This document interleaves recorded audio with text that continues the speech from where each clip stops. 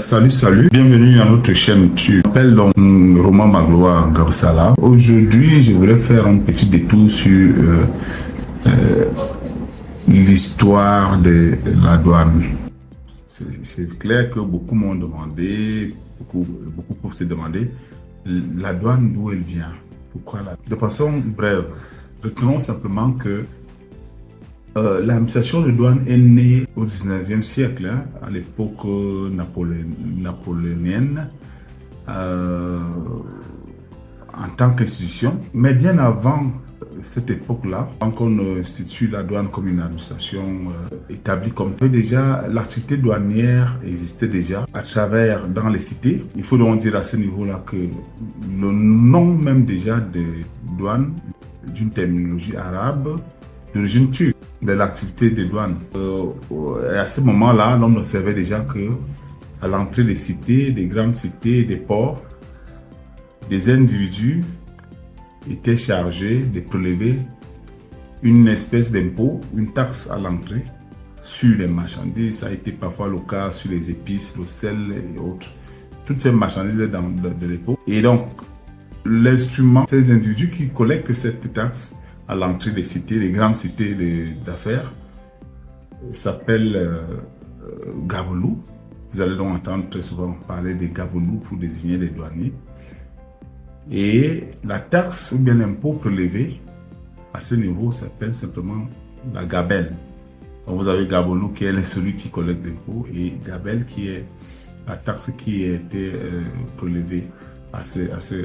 Donc, vous voyez donc l'histoire de la douane va tourner autour d'une activité et globalement on va se rendre compte que cet impôt qui est prélevé a nécessairement déjà un aspect social, un aspect de la redistributivité.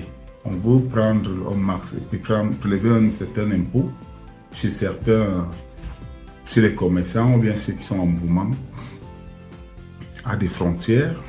Là, ces frontières, honnêtement, c'était davantage des grandes cités commerciales d'affaires pour remettre au roi, on parle de l'impôt royal.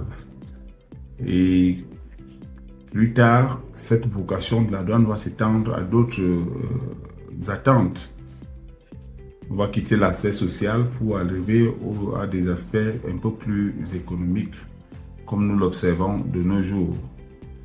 Ça va faire qu'aujourd'hui, la douane va se retrouver à divers niveaux de l'activité, divers niveaux de développement d'un pays. Et on va observer des douanes, ou bien on va observer des différenciations dans l'imputation des droits de la douane. Vous allez peut-être observer qu'en Europe, on va davantage, dans les pays développés si vous voulez, les taxes douanières seront assez faibles. On va davantage s'intéresser à des aspects de protection des consommateurs parce qu'on va établir les normes.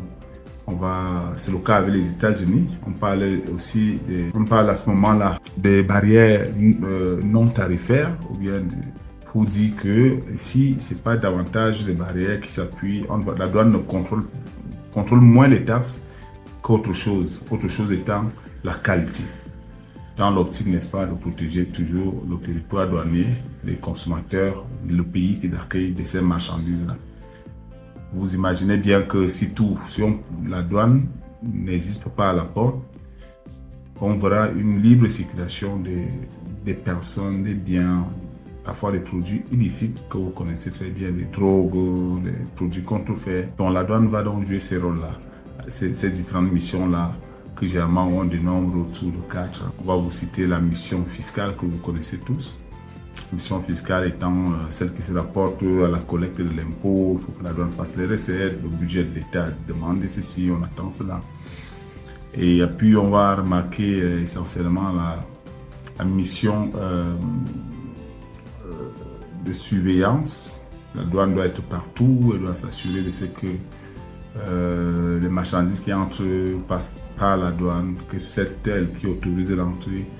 Elle va surveiller les flux de personnes et des biens pour davantage les rendre licites. Parce qu'il y a cette tentative-là, cette volonté des importateurs de toujours profiter des mannes liées aux avantages commerciaux entre les différents pays. Il y a donc cette mission de surveillance-là qui va davantage s'implémenter à travers la représentation physique des douaniers, tant avec leurs bureaux, leurs outils, leurs voitures, leurs tenues, et ainsi de suite. Il y a aussi la mission économique qui est de plus en plus mise en exergue dans nos pays, surtout dans des pays comme les nôtres, le Cameroun et la plupart des pays en voie de développement, parce que c'est celle-là qui impulse réellement, qui a pour viser d'impulser un tissu industriel plus solide et plus sérieux.